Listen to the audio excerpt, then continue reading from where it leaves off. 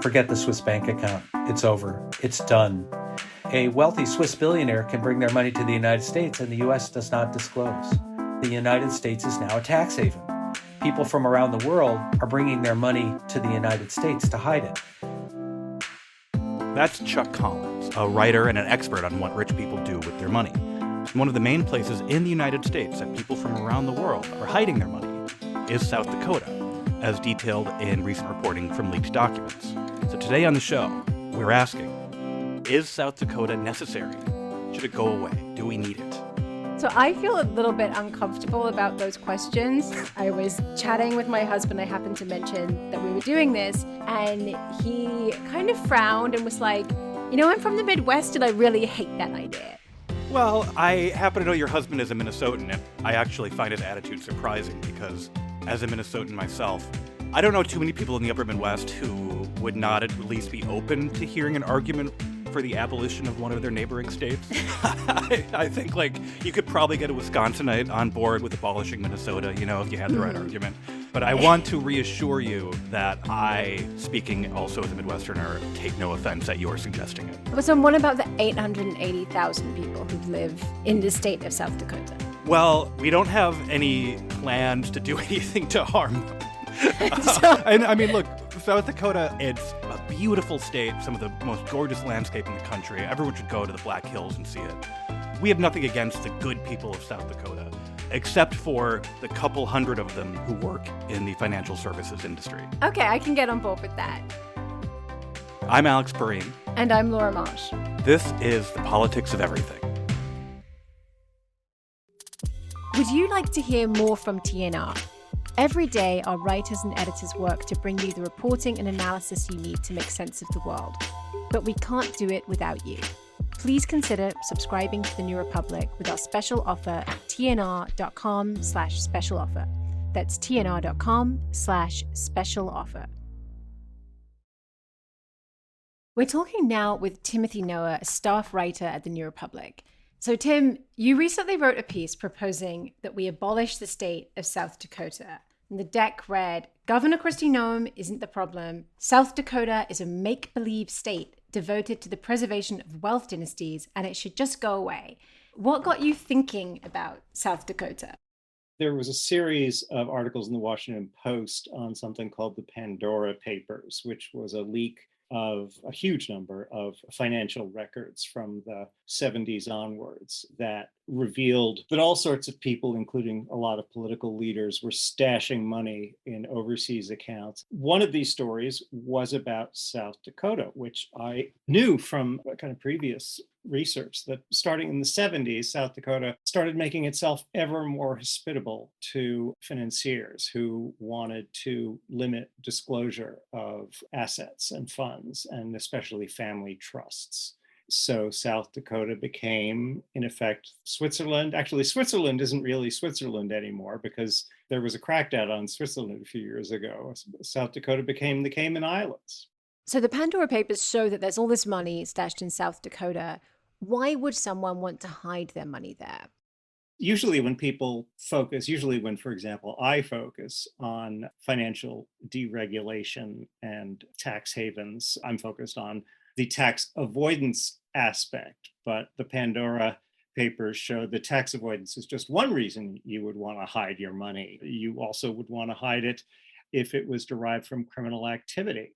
A Colombian textile magnate used it to stash money from an international drug ring. There was another company that stashed money that was derived from screwing local farmers in Brazil, and so on. South Dakota is like the most unassuming place you could imagine that all this money would be hiding.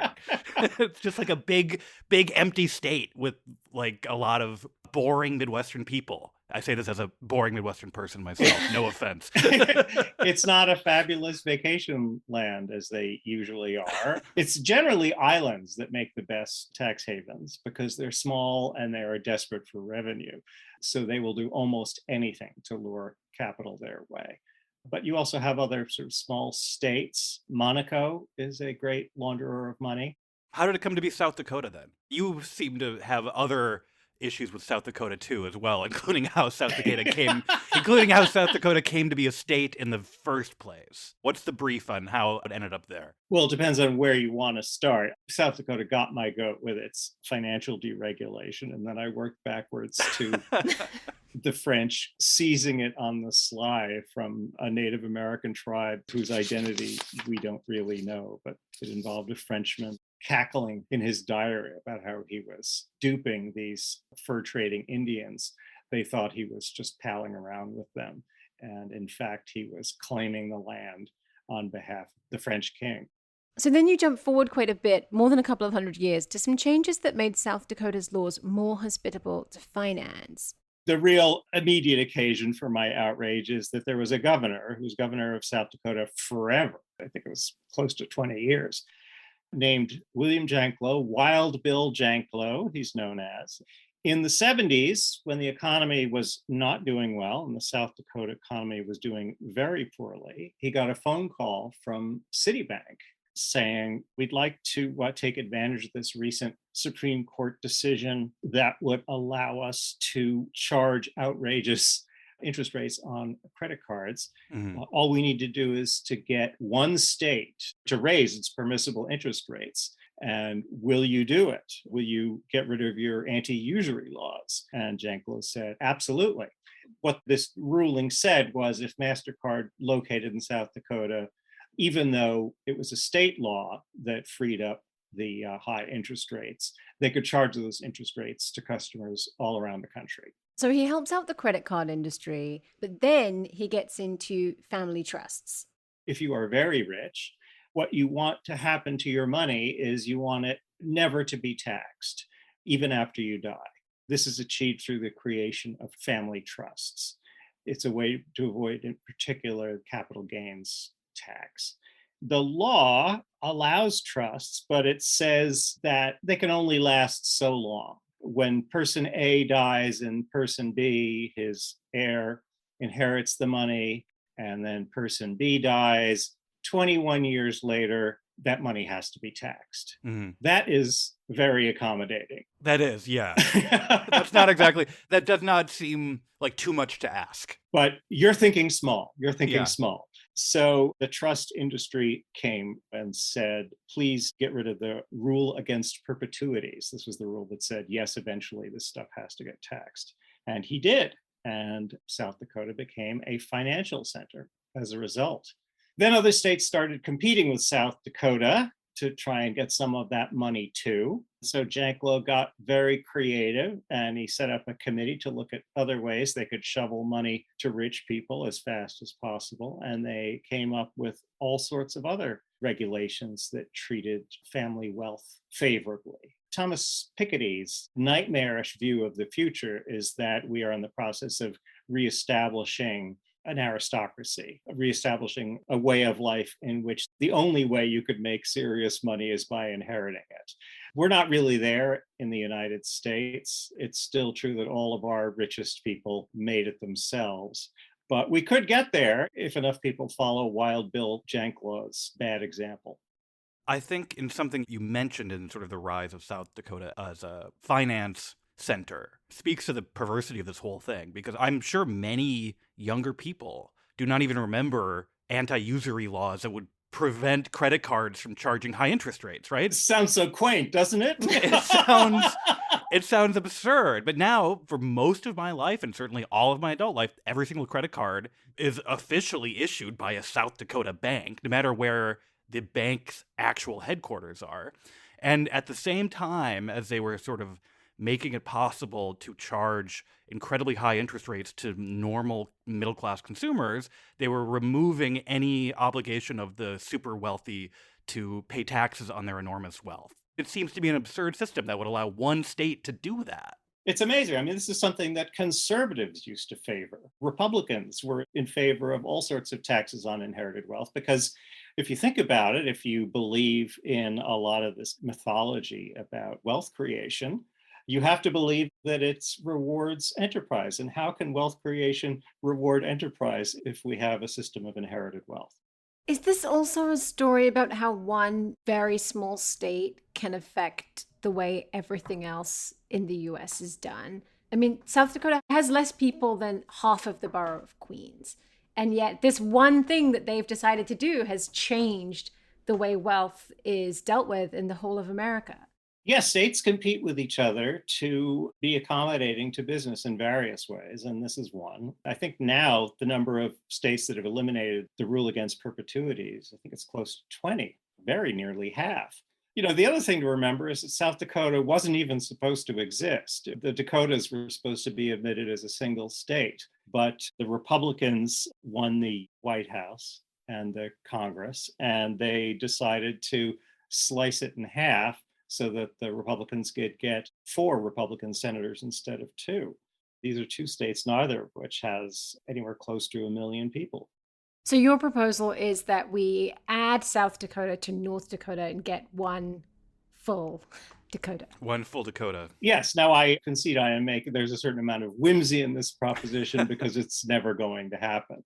And probably there are some questions about whether Congress can just say, we changed our mind. We don't want 2 Dakotas. So many years ago, Jonathan Chait wrote a polemic in the New Republic arguing that Delaware was the worst state for, among other things, its friendliness to corporate interest and its extremely loose regulatory standards. You're basically competing with Chait to bestow the mantle of the worst state on South Dakota. The more the merrier, right? And besides, I would like to make the District of Columbia a state. So okay, so 1 in, 1 out. We won't have to change the flag. That's right. That's right. It'll probably be hard to exchange South Dakota for DC because South Dakota's a Republican state. The swap will probably have to involve 2 Democratic states. We'll have to figure out which ones we're willing to sacrifice. All right. Thank you, Tim. Thank you.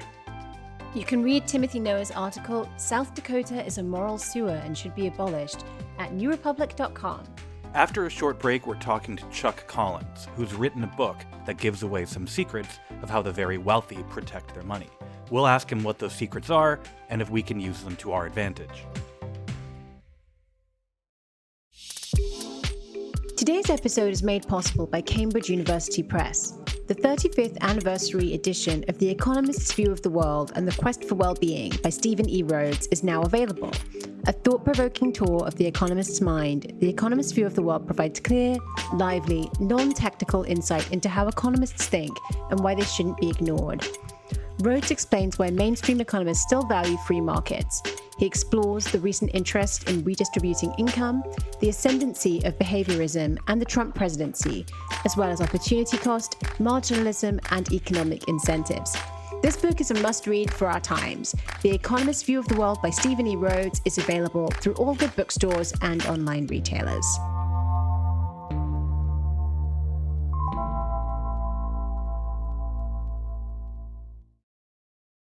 Timothy Noah came up with an unconventional way to stop South Dakota acting as a tax haven for incredibly wealthy people. But before we get rid of South Dakota, I want to figure out if I can take advantage of it. So we're talking now with Chuck Collins, who's written about how the extremely wealthy protect their fortunes. Chuck, I have a little bit of money. I've saved up a little bit of money over the years. Can I take it to South Dakota and hide all of my fortune from the government? When you pay your taxes, are you mostly paying taxes on your income, Alex? Yeah, yes, yeah. Oh, so already we're in trouble because, see, it's very hard to hide income, particularly when it comes from wages. Maybe if it comes from assets, then we can play some shell games with that. But we're still willing to help, if you're able to pay our initial $300,000 retainer to hire our firm to help you design several trusts and other mechanisms. Because you have to understand, complexity is the bread and butter of the wealth defense industry. We need to add multiple layers of shell companies and trusts and maybe take it offshore, but then bring it back onshore. That takes time and expertise to hide your money. That retainer is going to be hard for me to hit, I think, unfortunately. Yeah, that pitch has already deflated my hopes of maybe protecting my little $5,000 savings from being taxed. So you described the wealth defense industry. What is the wealth defense industry? What do you mean by that? It is the class of workers, trust attorneys, tax attorneys generally, accountants, wealth managers, people who work in family offices. Very wealthy people create their sort of own in-house offices to manage their affairs.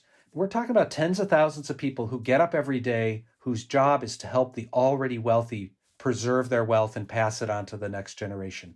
It's an industry that's well paid. As I say, they're paid millions to hide trillions. They're not quite in the same group as their clients. So they would be the people who say, if you already have an enormous amount of money, they would tell you, here are the vehicles you can use, like trusts or other vehicles. Here's what you can use to hide your money from the government and to make it last in perpetuity. Exactly. Their sort of default bias is unlimited accumulation and maximizing transmission to the next generation.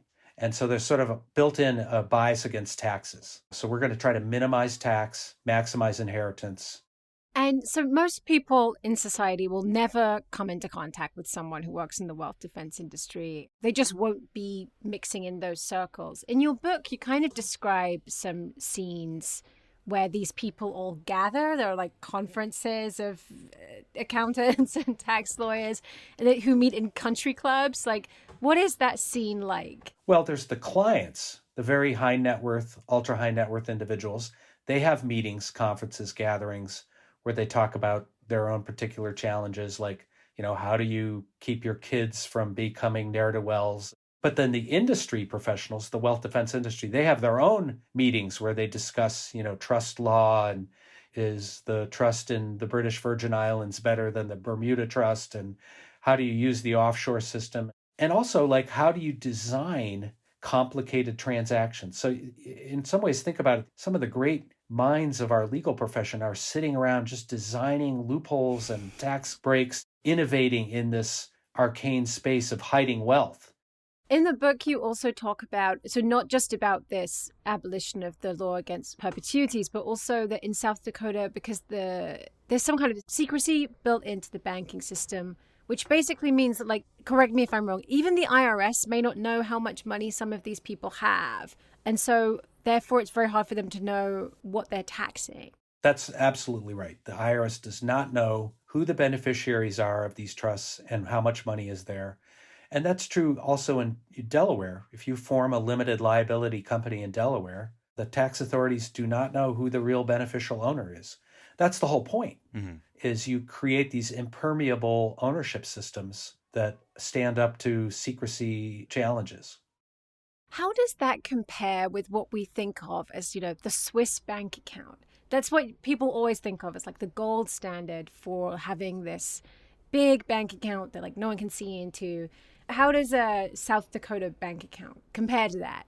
Well, back to my advisor role, forget the Swiss bank account. It's over. It's done. And the reason is when Obama came in 2009, all these U.S. citizens had Swiss bank accounts. And there were a couple of leaks that resulted in a major treaty where Swiss banks now disclose account information of U.S. nationals in Switzerland. But we didn't reciprocate. So a wealthy Swiss billionaire can bring their money to the United States and the U.S. does not disclose. And in fact, all the European countries now have disclosure treaties. Just to back up, one of the big findings of the Pandora Papers, not a surprise to me, but is that the United States is now a tax haven. People from around the world are bringing their money to the United States to hide it. How did that happen? In part because the U.S. became a laggard in global transparency. The Panama Papers 5 years ago kind of woke Europe up. Countries started to create disclosure agreements. They started to require banks and wealth management firms to disclose more information. And so all of a sudden, people who used to take their money to London to hide it are bringing it to the United States. It's very interesting because there's a push now. The United States is leading to sort of raise the corporate tax rate globally. And we're going around, we're telling Ireland and European countries, like, you have to match this corporate tax rate. But in the United States, it's very possible to hide a huge fortune. Yeah. Well, Alex, this is so important. This is such good news that the U.S. and the Biden administration, particularly Treasury Secretary Janet Yellen, has led this effort to create a global corporate minimum income tax.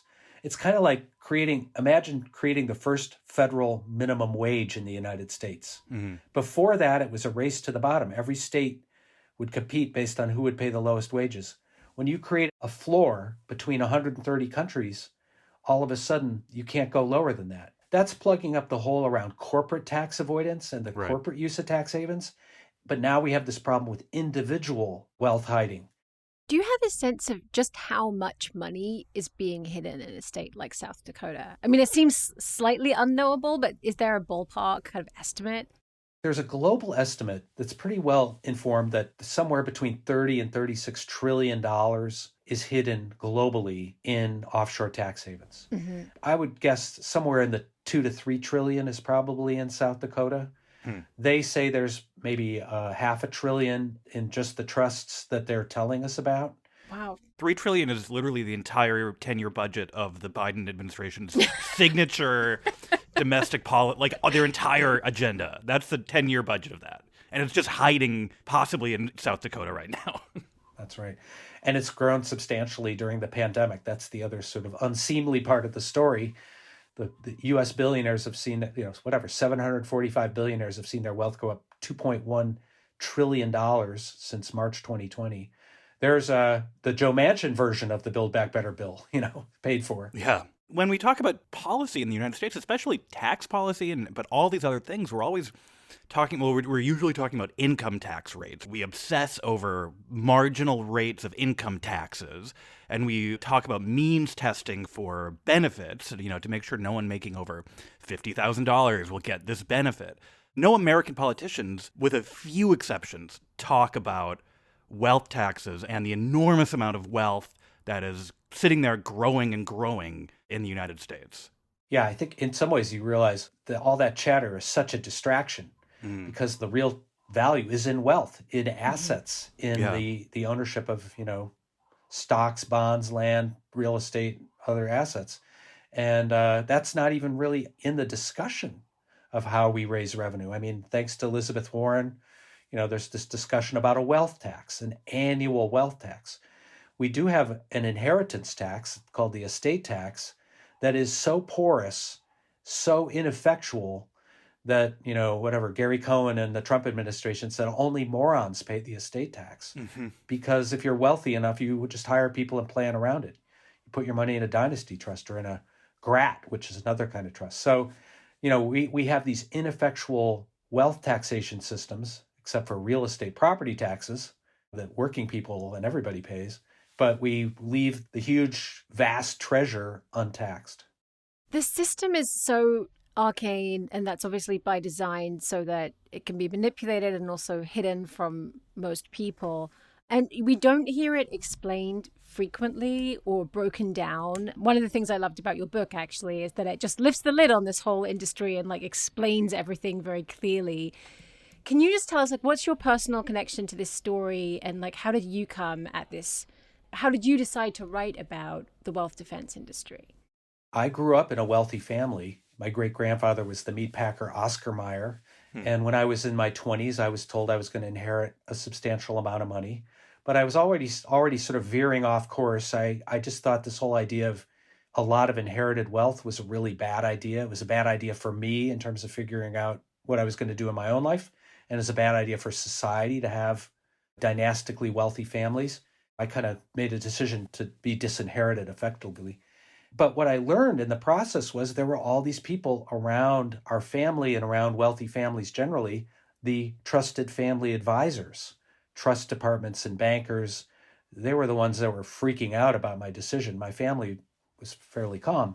I began to appreciate, these people have a lot of power. They have a certain set of biases. And then as I grew older, as wealth inequality has grown, as the concentration of wealth has gone to fewer and fewer hands, this industry has just mushroomed. It's really interesting to think of it as an industry, because I think we think of that sort of wealth hoarding as a series of individual decisions made by wealthy people. But I think what you are saying, if people wanted to be disinherited, there is literally an industry of people discouraging them from thinking about that. And that sort of industry logic, the same thing that leads insurance companies to fight healthcare legislation or Medicare for all, would lead this powerful industry that makes a lot of money to fight any measure to reduce wealth inequality in the United States. You said it well. I would say these are the enablers. Right. They're the gatekeepers, and they're absolutely essential. I mean, without them, wealthy people would, of course, figure out ways to avoid taxes, minimize taxes, but they wouldn't succeed in the same way. I mean, who has these global relationships? Who do you call on the Cayman Islands? And I think in terms of the problem of inequality, They are the agents of inequality. They are the facilitators. If we're worried about hereditary dynasties of wealth taking over the United States, these are the folks who are making it possible. This leads nicely to my last question. If we abolish the state of South Dakota, would that help? Well, no, it wouldn't actually. Unfortunately, South Dakota, they've sort of led the pack. But no, a number of other states would be happy to replace South Dakota if South Dakota didn't exist. And ultimately, let's say we really shut down sort of the abuses in the trust industry and are able to pass national laws requiring trusts to be registered and to disclose who their real owners are and to pay tax. The super wealthy will then look for the next venue. They'll look for the next jurisdiction. They'll go back to the Cook Islands. Until we form a global treaty that basically establishes and raises the bar and essentially renegates or relegates those kind of countries as pariah states, the wealthy will always pit jurisdictions against each other in the race to the bottom. But the U.S. has so much power. And if the U.S. and the U.K. cleaned up our own act, cleaned up the spheres of influence that we're involved with, and got on the side of raising standards, not lowering them, just like with this corporate minimum income tax, you see the rest of the world will come along. Well, that's encouraging for the residents of South Dakota, too. Thank you so much for talking with us. Thank you. After a short break, we'll be back to talk about what the U.S.'s status as a tax haven means for the rest of the world. Is something preventing you from achieving your goals? What interferes with your happiness? Check out our sponsor, BetterHelp.com/TPOE. BetterHelp will assess your needs and match you with your own licensed professional therapist. You can start communicating online in under 48 hours. BetterHelp is not a crisis line. It's not self-help. It is professional counseling done securely online.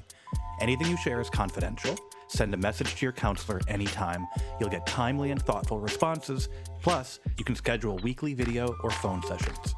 It's more affordable than traditional offline counseling, and financial aid is available. The service may be used by clients worldwide. As a listener, you'll get 10% off your first month by visiting our sponsor at BetterHelp.com/TPOE. Join the more than 1 million people who have taken charge of their mental health. Again, that's BetterHelp, HELP.com/TPOE.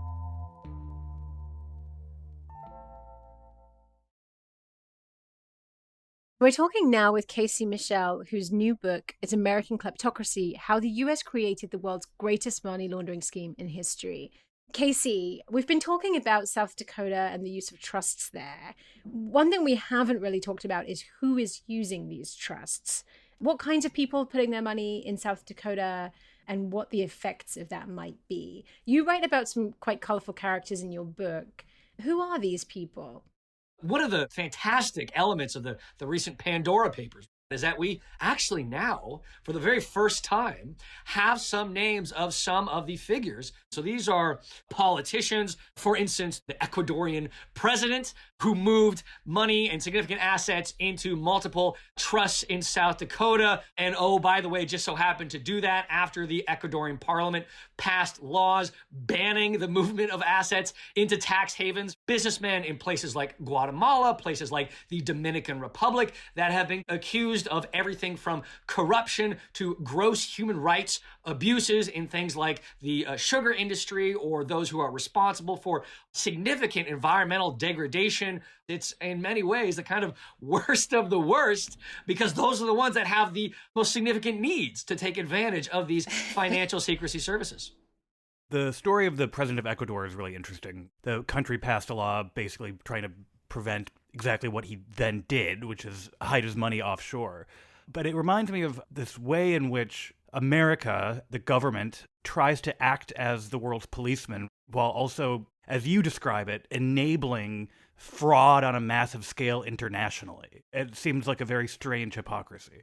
Alex, I mean, I think you hit the tension that encompasses so much of this right on the head. We have a federal government in Washington that in many ways is a global leader on anti-corruption policy. Think of things like the Foreign Corrupt Practices Act. The U.S. was the first to criminalize the bribery of foreign officials, the first to define money laundering as a specific crime, the first to dedicate a task force to recovering the assets of what we now describe as kleptocracy. So there are elements of anti-corruption leadership and legacy, certainly at the federal level in the U.S., but the U.S. has simultaneously transformed into this absolute font of any and all money laundering services, financial anonymization services that anybody with a bit of dirty money burning holes in their pocket could possibly need.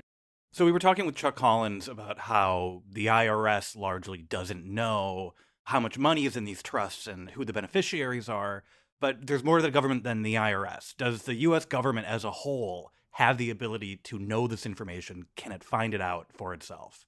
Yeah, right now, no, it can't. I can't tell you how many conversations I've had with federal investigators, with prosecutors that are trying to investigate whichever network it may be, and they run into a Wyoming LLC or they run into a South Dakota trust, and they can't get any further. I mean, they can try to subpoena the information, but all too often the information isn't even there. Mm-hmm. So one of the things that obviously the federal government is, as we have discussions about potential policy, it's about creating a registry of beneficial owners, a registry of those specific individuals who are benefiting from these legal financial vehicles, that we can finally have at least an idea of who the actual clients are, or at least who their lawyers are. So that was kind of a long-winded way of saying, unfortunately, no. The federal government is in many ways as in the dark as the rest of us are.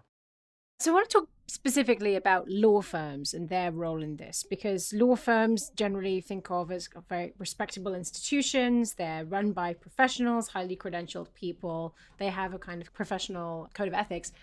In the book, you talk about certain anti-money laundering provisions and things like the Patriot Act, but that there is a loophole for lawyers. How does that work, and how does that end up sustaining what you call the kleptocracy? What we have seen develop in the last, especially 2 decades, is that American law firms have transformed into this really kind of one-stop shop for anybody who has any kind of suspect wealth or looking to move, hide, and launder. American law firms can do basically anything they want with these funds. There is no due diligence requirement for the American legal sector whatsoever. They don't have to ask any questions about the source of the finances, about whether or not it's the proceeds of any criminal financing. And we're not talking about only when they are representing these clients in court. We're talking about when these law firms set up the shell companies or set up the trusts or arrange the real estate purchases or act as their PR agents or push for pro-offshoring policies, et cetera, et cetera. So just to get a sense of how this works, is that information protected because of the attorney-client privilege, or is it something else? The argument from so many of these law firms is that, yes, indeed, this is protected by attorney-client privilege. So what you're saying is there are 2 things. One is that they don't have to get information. So they don't have to explore, where did this come from? Is this actually illegal? But the second is, if they do find out certain pieces of information, they also don't have to disclose that to the US government because they're acting as attorneys, and that information is actually protected by the attorney-client privilege. So it's kind of a black box within a black box. I think that is an excellent metaphor. I might swipe that at some point if you don't mind. So if some of that money is coming from politicians, foreign politicians, for instance, what is the effect of the US acting as a haven for those people on the rest of the world? Like, what's the real world effect of someone being able to stash a few $1 billion in the US? Think of any kind of deleterious effect in any kind of authoritarian or autocratic government around the world. There's every reason for these regimes to continue immiserating their local populations as the regimes themselves move all of their money to and through the U.S. What are the after effects of any of that? You have the increased likelihood of destabilization, potential revolution. You obviously have the degradation of democracy writ large. You have spiraling wealth inequality, not just in those countries, but obviously in any country that illicit wealth continues to touch. But the thing that I want to highlight is that this corruption and this kleptocracy, it doesn't just happen over there. The U.S. has been importing all of these proceeds of corruption for years and years and years and years. And we're only just now beginning to see the damaging effects of that. So what are the effects that we're seeing in the US of having these trusts and tax havens? One of the main case studies I write about in the book was this allegedly wildly corrupt Ukrainian oligarch overseeing a multi-billion-dollar Ponzi scheme. He was going to all these small towns across the Midwest and across the Rust Belt, steel towns, factory towns, putting his money there, hiding his money there. Nobody could track it back to him, and just letting the buildings effectively rot and drying up these local economies, laying off all the workers, letting these buildings just kind of fall apart. As long as they're out of the hands of potential seizure by the Ukrainian authorities, he didn't seem to care one way or the other. And again, we're only just scratching the surface because of all the anonymity involved in all of these American industries that things like the Pandora Papers, thankfully, have begun shining a light on. Thank you, Casey. Yeah, of course. Thanks, guys. The Politics of Everything is co-produced by Talkhouse. Emily Cook is our executive producer. Melissa Kaplan is our audio editor. If you enjoy The Politics of Everything and want to help support the show, please go to wherever you get your podcasts and rate or review us. Every review helps. As always, thanks for listening.